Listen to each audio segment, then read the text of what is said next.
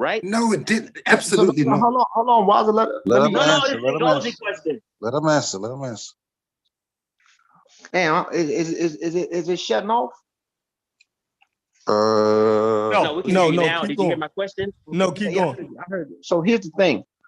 Let's follow chronology. Let's go into the timeline. So we know that the Sumerians, this is what me and Zion Lex argument was about. So I'm gonna answer your question because you got a point, Chief X, but I want to answer your question. I debated Zion Lex on this about civilization between the Nile, Egypt, and Sumeria. Here's the thing, or Mesopotamia. The Sumerians spoke a language isolate that was not Afro-Asiatic. It wasn't Afro-Asiatic. They had a language isolate, right? So here's the thing. Let's follow Afro-Asiatic in the layers. So according to Linguistic, you are correct. They don't know if Proto-Afro-Asiatic developed in the Levant, somewhere in between pre-Israeli area, or with the Natufians, or if it developed in Ethiopia near Eritrea, the oldest phase of Afro-Asiatic, not Semitic, not Egyptian Medu Neter.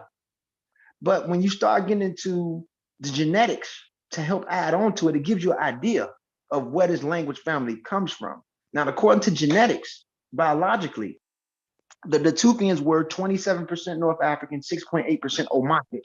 Now, remember I said earlier, Omotic language is closest to Proto-Afro-Asiatic. It's older than Cushitic, and it's older than a lot of layers of it because the Cushitic language within Afro-Asiatic is based off pastoralism. The Egyptian language is based off agriculture, that layer of it, even the Amazigh language. Now, when we start following Mesopotamia, right? The Mesopotamians' oldest Semitic stratum is the Akkadian language. And the Akkadians' predecessor comes from the Levant that split. They have a Semitic branch of Afro-Asiatic. So now we have to find out what group of Mesopotamians came in. Because they did come in, because the Nubian A group was distinct from the Nubian C group. They crossed them through that Red Sea area. And that's what the Bija, or what we call the Bija today, is a result of. Even though the Bija today have a late addition of Arab components in them, but even before those Arab components come in, primarily the Bronze Age Eurasians come in. Later, in addition, they had an earlier Eurasian component in them for a long time. So again, when we talk about Sudan, as I was trying to say earlier, there was not one group of people in Sudan.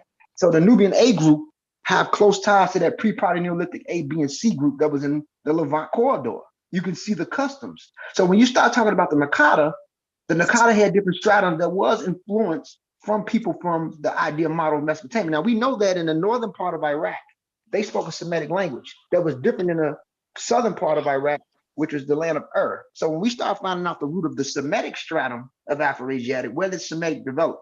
We have Ugaritic, we have Akkadian, and what did that develop?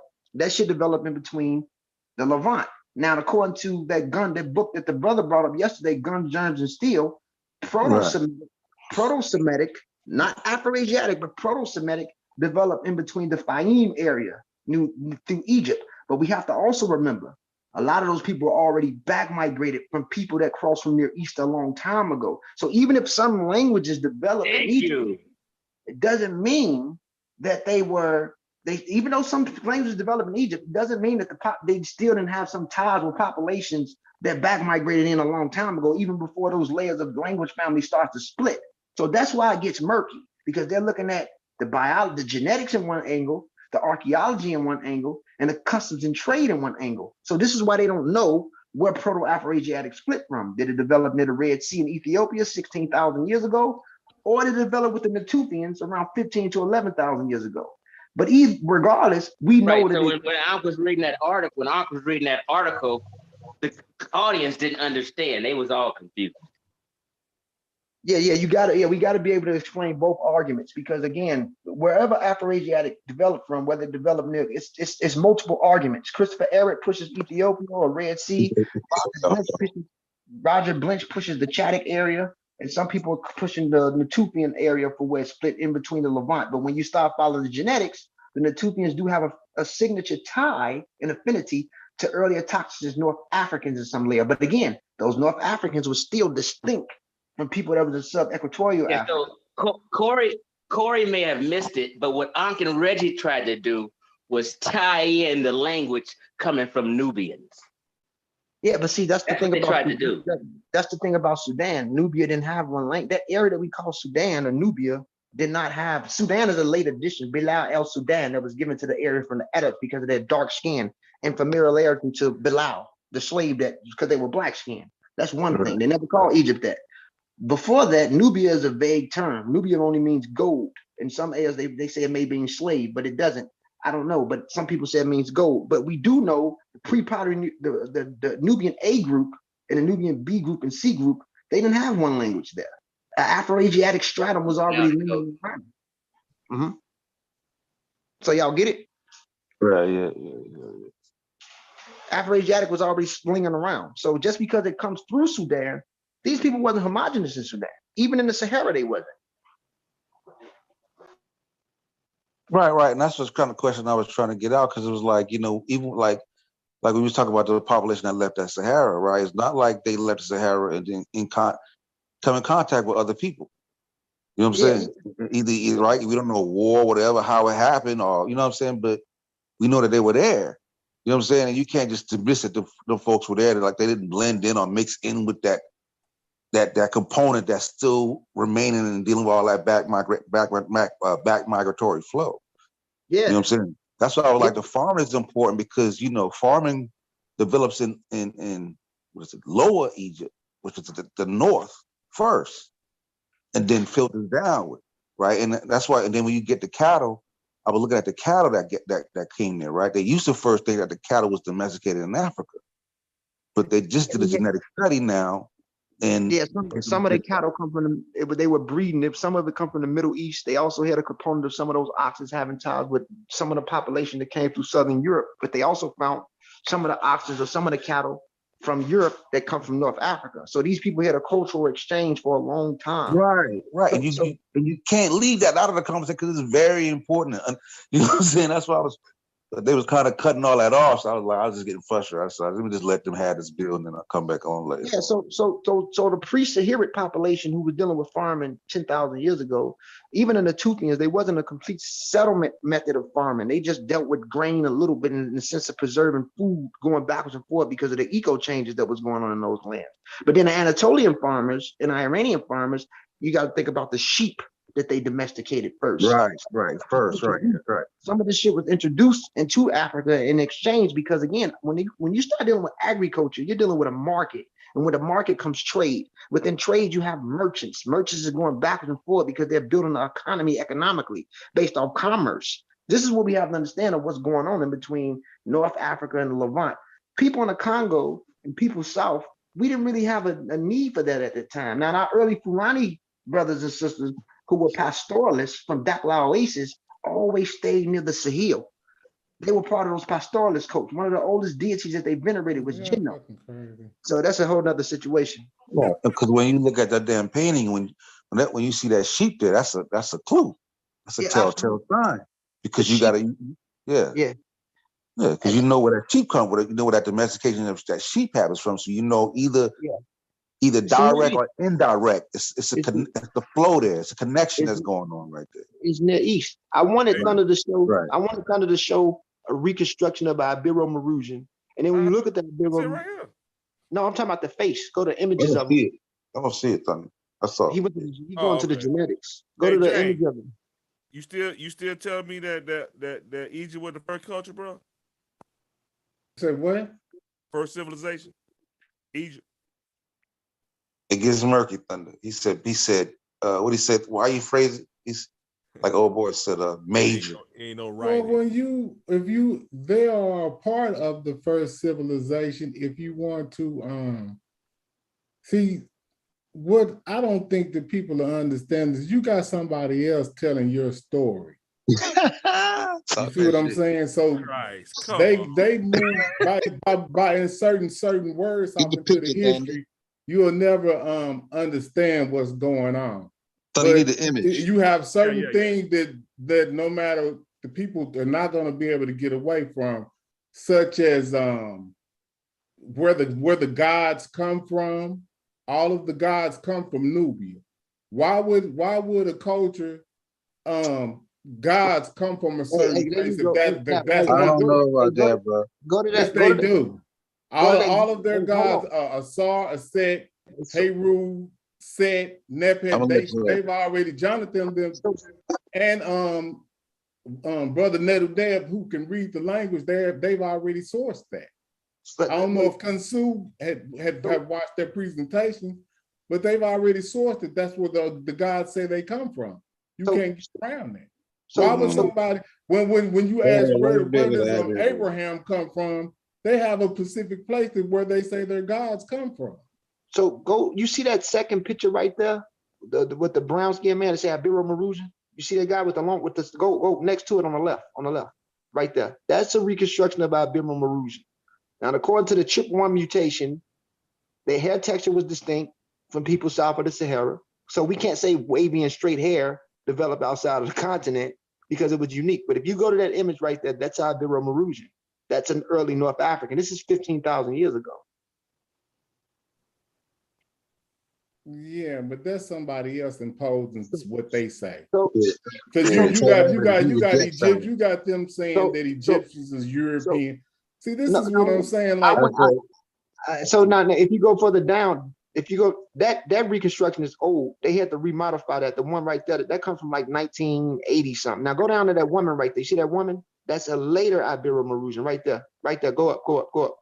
Her right, no, go down a little bit. The woman, there you go. Her right there. That's a later Abiru Marujan. And if you look at the Sahawi Amazic in North Africa, they still got that feature. You know what I'm saying? They still got that feature. Mm-hmm. And they live in between like Mauritania and they live in between southern Algeria. They're called the Sahawi. You can see them.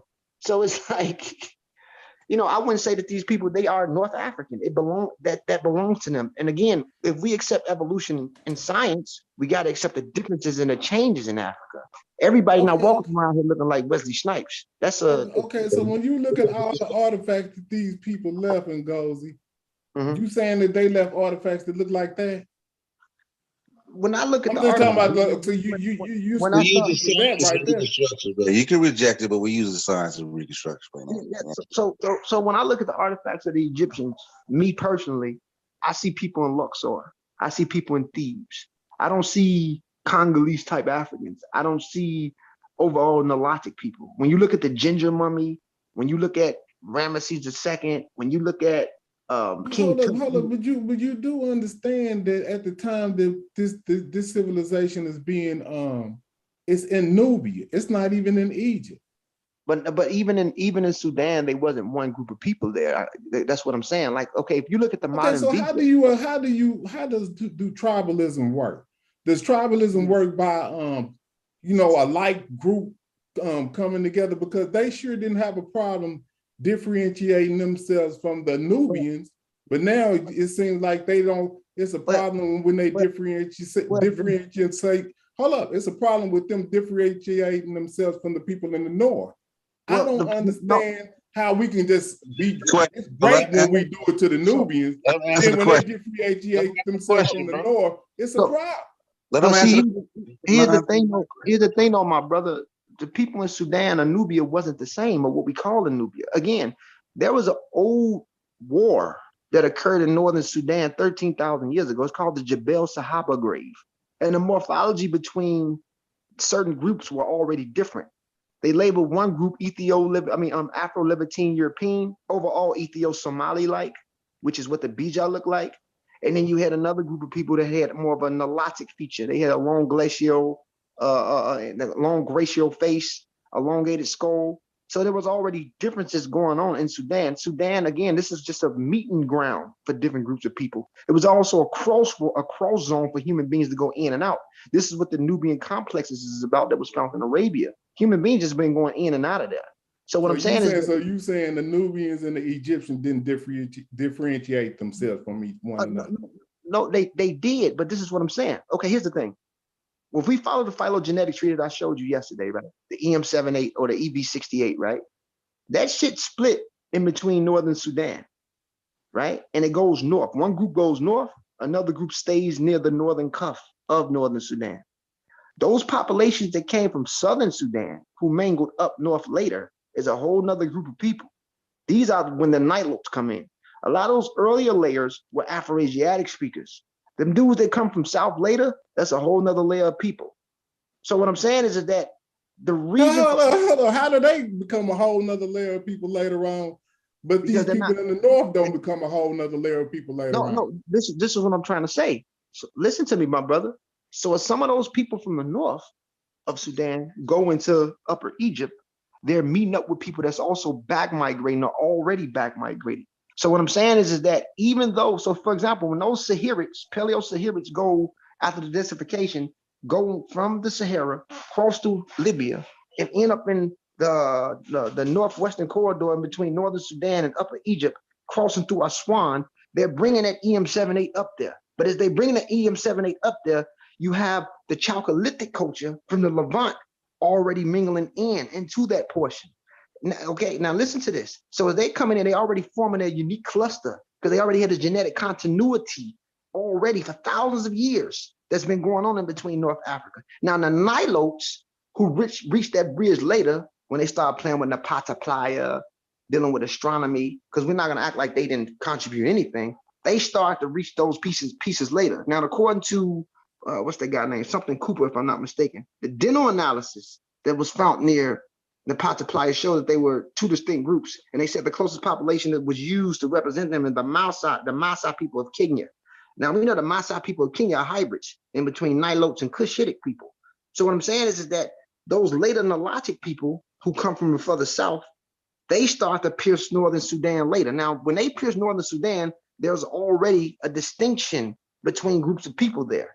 And a lot of those earlier people that was in northern Sudan already crossed into the upper areas of Egypt, and they're already crossing all the way up towards that delta with populations who was already similar that split thousands of years ago. So there was already distinction between a lot of people. Check this out and go. Let me ask you this. Okay, we America, right? The indigenous people of this land. At once upon a time, was it void of Europeans? It was Native Americans, but Native Americans. No, I'm just asking you a question. Was it void of Europeans? Was it no European DNA? Was it no European DNA in the United States, or very little to know? Okay. Now, what would you say the percentage of America right now is European? Most of the country, most of America is highly European. They dominated over here. Okay, so if we just did some DNA now, you would say that Europeans have been here the whole goddamn time. Yeah, you got to stop using that argument, man. What? You can't use that argument. Hold on. We don't use this argument because this is valid. I want to answer this question. The New World is different than Nile Valley. Oh, no, we're not going to do that. No. I'm done, bro. That's not going to be valid for me. You can't do that, bro. No. You're going to say thousands of years this can't happen. This happened within a 400-year period here in America. Listen, bro. I'm not saying you're wrong. I'm trying to add on to what you're saying so you can get a model. Even if you disagree, that's fine. I'm not mad at you, my brother. You got a right to your opinion. And I may be wrong, and I'm fine with that. I think scientifically, theories can come and go until we can put scientific methodology to it. But I want to just go back in time, right? So the population in early America, we got to think about how these people that crossed through Northeast Asia came to the Americas and the population size of these people. There was a lot of vacant land in America. People don't realize that. America was a big ass mass. You probably had more land. Okay, now imagine 5,000. Hold up, and those imagine what the population was 5,000 years ago. How you getting like 1,000 now? Like, come on, man, keep your temper in check. No, hold up. We got to be honest here. We're talking about 3,400 years ago.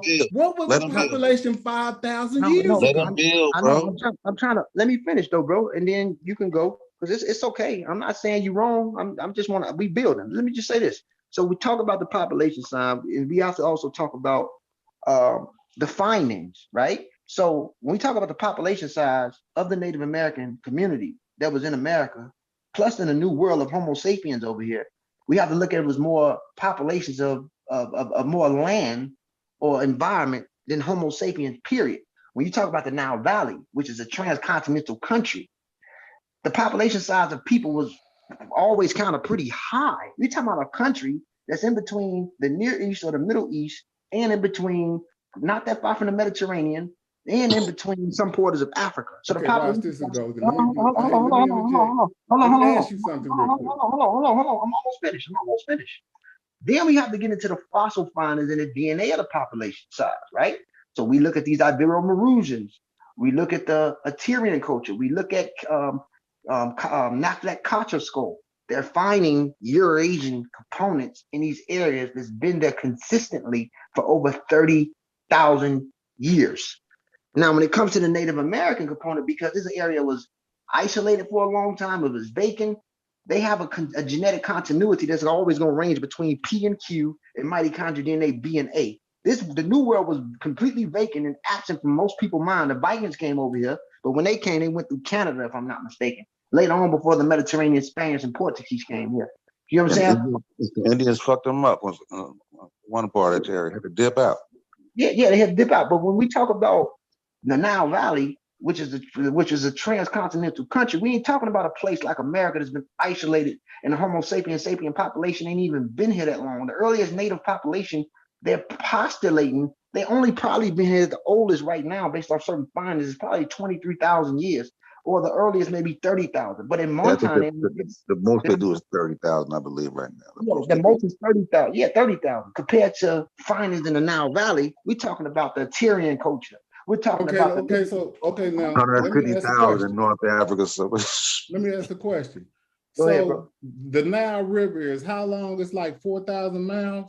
The United States is only 2,000 miles across, bro. I mean, United States. You talk about North America. No, we're talking about square miles right here, right now. Africa is a very fast country, very fast continent. But we got to talk about how the New World was vacant compared to the Nile Valley, with people exiting in and out. Okay, so what was the population when Norma of Egypt, when Norma took when Norma took reign and unified the two lands? What would the population mean? I mean, I can't. Okay, I'm gonna be honest. I'm gonna be honest. I'm postulating, so I can't prove it, but I'm sure at that time the population probably was, because people have doubled since then. So the population size when Narmer took over Egypt at that time probably was how many people in the population of Egypt now? I can get a model off that. How many people in the population of Egypt now? What? How much? Well, what? 200 million? How many people? I'm not sure. Okay, but let me ask you another question. Hold on. Let's look it up. What was the territory? How far did Norma, when he unified the two lands, did he go all the way to the Levant? Did he go all the way to the Delta? Or what was the unification territory when he unified the two lands? Did he unify all the way to the Delta? Yeah, he unified the semi-Tawi stretch between certain parts of Upper Egypt, the tip of Aswan or Cotton, all the way up towards the Delta, or what we know as the Delta. And in those areas, those people were already mixed up. They were already mixed up with a lot of Near Eastern genetic signatures that's been up again for over 30,000 years. So even when Narmer unified the land, the niggas was already hybrids up there. They were already mixed up. He could have been mixed himself. But see, that's what I'm saying. I don't think when he unified the two lands, it went that far. We don't know that. I mean, based off, he might have just kept it without what the normal people do when they do within tribalism within this group of people. Well, if you're just making up your own little theory that we can't. No, because that's how tribalism works. You're not going to say that the Arab people that are outside are you. You're not going to do that in any type of that's how tribalism works. You don't do it like that. But it makes sense. They did the same thing to the Nubians. The Nubians started to have a different look. They differentiated. But it makes sense. But it based on them having a darker pigmentation or whatever they do. Sometimes differentiation. You can't say that about the South, but then not say it about the North. Hold on, listen, bro. But it makes sense that when Narmer unified the land, semi-Tawi, that he took control of that Delta, because if he took control of the Delta, he got ties with the Levant. And if he got ties with the Levant, he had control of the ports that was going from the Oxen River, where he got lapis lazuli from. So if we base things off archaeology, when he unified the land based off discoveries that were there, he had to unify it all the way up to the Delta, because it gave them imported sources, elements that was from the Near East a long time ago that came through the Delta. So Semi-Tawi had to stretch in between Upper Egypt and all the way up towards that Delta, which gives you ties with the Near East, because that was already a transmigratory route for Near East. That would be great if you could show that, because I'm not sure if that's what happened. I don't I see mean, how You see, go. the problem is there's this school of thought that the Mesopotamian I mean, you could type up was Mesopotamian. earlier than the Egyptian one. No, listen, I'm not This is talking where about Chief X is coming from. No, A listen. lot of people don't understand it. You late, Chad. We got moved past Mesopotamia, who the first civilization moved past. Let me just say this. You can also go look up Mesopotamian and Egyptian ties or Egyptian connection. It's a wiki article and other articles, which show the citation numbers on there showed you to the real articles. You can see Near Eastern ties in pre-dynastic Egypt. Okay, so what's your stance? I mean, what's my stance? My stance is which was first? Which civilization was first? Oh well, when I argue with Zion Lex, I'm pushing ancient Egypt. In the sense of a civilization. I mean, that's for me. That does it. Hold on. Well, why is that only with him? Hold on, listen though, Walter. But just because ancient Egypt was first, don't mean that they were black. I'm not saying that they still was mixed up even when they created. See, that's my problem right there. When you say that, nah, I say they were black. That's not. I say they were black. There's no two ways about it. I say they were black. No. Because but see, watch this. When you pull up the actual artifacts of what the people said they looked like, in Gozi, those people do not buy on a percentage scale.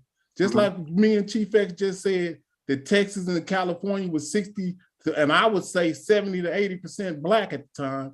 And now we look around right now, and I'll be honest, we are not the majority. The Hispanic population has taken over. And I can give you a variety of ways to how they did this. But what I'm saying is, when you can look into modern history and see but they came back, right? The Hispanics came back, right? I don't see how you agree with know that off in ancient history. So just because you can draw a correlation somewhere else doesn't mean it's true to happen. Let me give him this a better. This is a political thing. Hispanics came back. Hold on, no. Let me give him a better answer. Let me, because the black thing can get blurry. We know what it's. The ancient Egyptians, even in ancient times, were not Congoid. They were not Yoruba looking. They were not Hebrew looking. They were not Nilotic. They were not Nilo. So even if they had, they were Nilo. That's what my contention is. Hold on, Waza. No, Waza. A Nilotic component element was there, but we cannot disregard the consistent phenotype and morphology that they had when you start looking at pre-dynastic mummies. So what I'm saying is that that's genetics. So you're talking about isolative. No. Hold on. Listen, let me finish. We're talking about skulls too, bro. When we look at the morphology of the pre-dynastic Egyptians, right? I'm saying even if they were, see, we look at the art, and my brother's talking about the art. Yes, it shows brown-skinned man, a dark-skinned man. But again, that's not enough to say that those brown-skinned or dark-skinned men. Hold on. Because brothers Magi and brother Netanyahu, they went and looked into the language, and now Netanyahu supposed this, but then and that's where because they both can read the language. Brother Jonathan today, you might need to go look at what he did. He went and verified that. The people said that they came from Nubia. That's where the origins of the depiction of art comes later. Once the civilization not just already established. What the writing said. Hold on, listen. Their writing and their language, and this is you're talking about lookership now. No, listen. Their language family was Afroasiatic.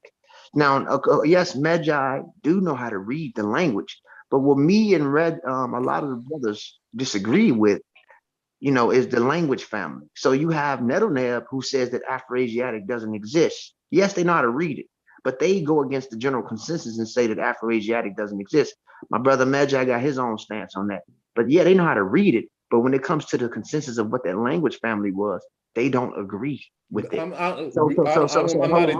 That's not even a part of what we're talking about. What I'm saying is listen to what he's saying though. Listen to what he's saying. They read an actual inscription that says that the goddess Aset was a Nubian goddess, and also that the god Asar was a Nubian goddess. So what I'm saying is when someone I'm saying, Pan-African desire, how can you confirm it?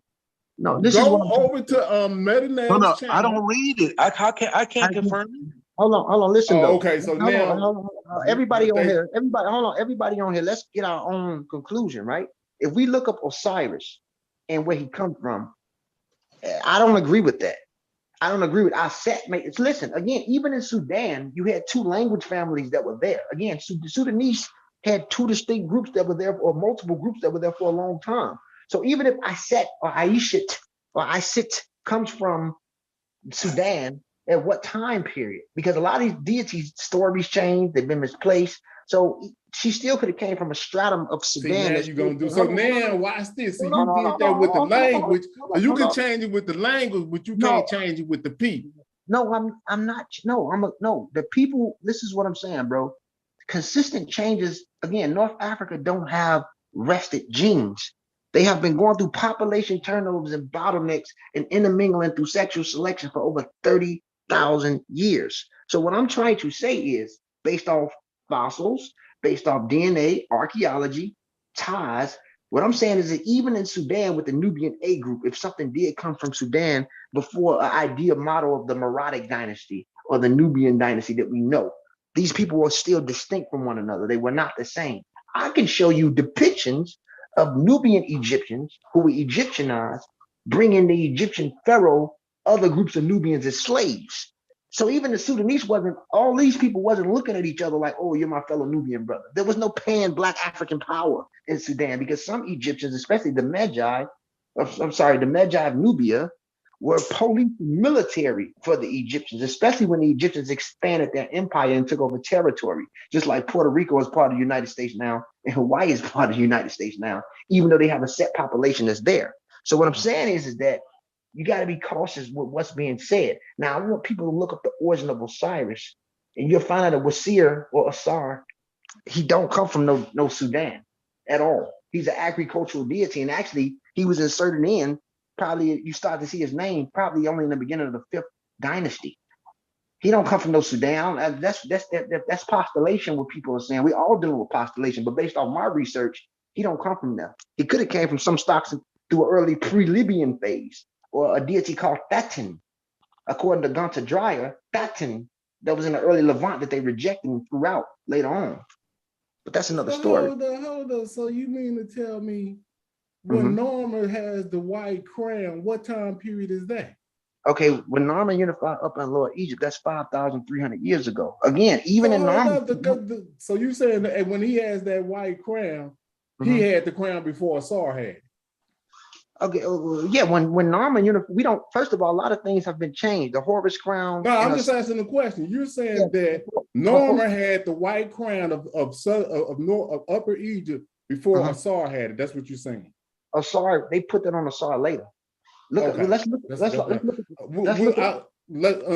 I'm chill on tonight. I'm gonna do some research. I need to see that for myself. I just go do my own research.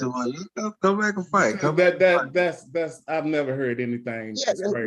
So here's the thing, Ken. That don't even make sense. Hold on, look, in chronology. Listen, let's look it up now. Let's look up Osiris and let's look up when was he inserted or when did he develop in Egypt, and what components did these Egyptians give this character later? So you saying you saying that so where did they get the crown from? Now the thing is, where did they get the crown from? They got the crown from somewhere else?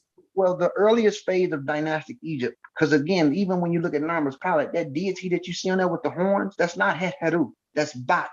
That's an old pre-dynastic Egyptian deity. So those crowns predate the storyline of the model of Osiris that you have. They inserted that later. Horus is actually very old in Egypt than the Osiris story. They were remodifying a lot of these stories, bro, through time, if you really follow the chronology of these deities. So and look, King, don't base this off what I say. I want you to do the research yourself. And I don't want you to base it off what they saying either. I want you to have your own conclusion. No, that's what I said I was going to do. Yeah. Because it's getting late. It's getting late, so I'm gonna wrap it up. Hey, but Ndozi, we definitely can't touch you do that show. And I kind of want you and Gullah on because I'm reading that Christopher Airy work and shit, and shit, I'll be able to clear some of the muddy park and shit, because I got some questions and shit I want to ask and shit. Well, I would say this, King, before y'all split. That gun still, that's a good book. We don't throw that out. It's just that some things have been discovered and added on. So we're not going to say that book is wrong. A lot of shit has just been discovered and it's been added on, and we have to, take it all in. So we can all rock it out, King, whenever you guys finish. and we can get it in, brothers. Right. Because the reason I got that book because it's really like it's hard to find books like that's extremely detailed, right? Especially when it comes to agriculture. That nigga goes in depth into a lot of shit. You know what I'm saying? So And find it all in one place like that. And the conclusion of the book is the problems of what the industrial industry and agriculture have done to society. You know what I'm saying? So it doesn't make it a good thing. So this shit just fucked up the world. Right, because even some of the scientists, they'll say like they think like the worst shit that ever happened to human civilization is goddamn agriculture. Yeah, it's fucked up the world. Like they think this shit gonna be the end of us, like for real.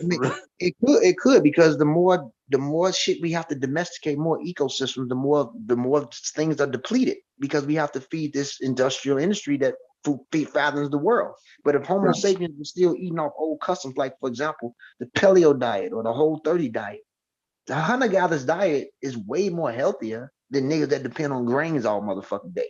Substitute foods. What was it, the Tufian niggas?